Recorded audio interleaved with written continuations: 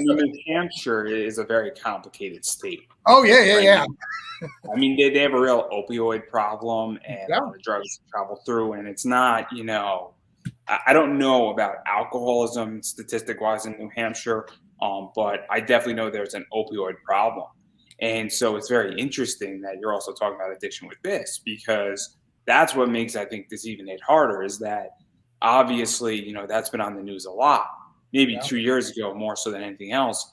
But that's also because I think like New Hampshire and there's a few other states that are really sort of the capital of the problem. And so what is that like too? Because it does hit home and people subconsciously pick up on it too.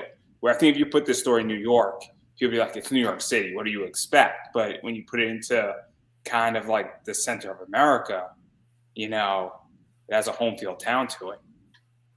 Yeah, I think it brings, I mentioned it in the first issue, and right now, if I was in New Hampshire, the Rochester Fair is going on, and there is a drug den called Lafayette Street. So Lafayette Street is basically every house on that is all drug houses. Everyone knows it, but the big attraction in New Hampshire, because it's New Hampshire, is the fair. Like fairs are big deals in these small towns, and you have to face the reality that you have not done enough for your city going through these streets. And I found that's such a poetic thing versus other states that I've been to, like Florida, where we just hide it, right?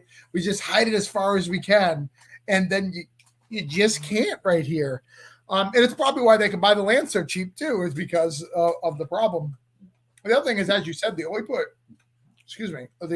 problem is such a big deal in New Hampshire and New England.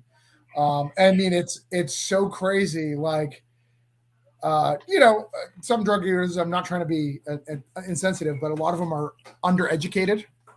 So there was an example that I was down there one year and Trump was still president. And he said, we're coming, like, we're going to come and we're going to arrest you. That's just it. And we're coming. We're going to take all the opioids from you and you better be ready. And you're going to spend 9 to 10 years in prison, maximum prison sentence.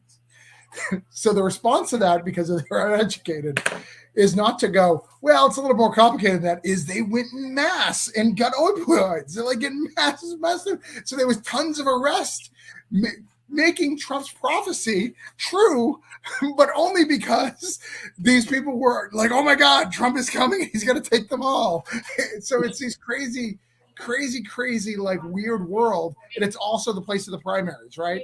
It's a place that kind of dictates what social issues are going to be big ticket items for the next election. Like it goes both ways. Like it's insane.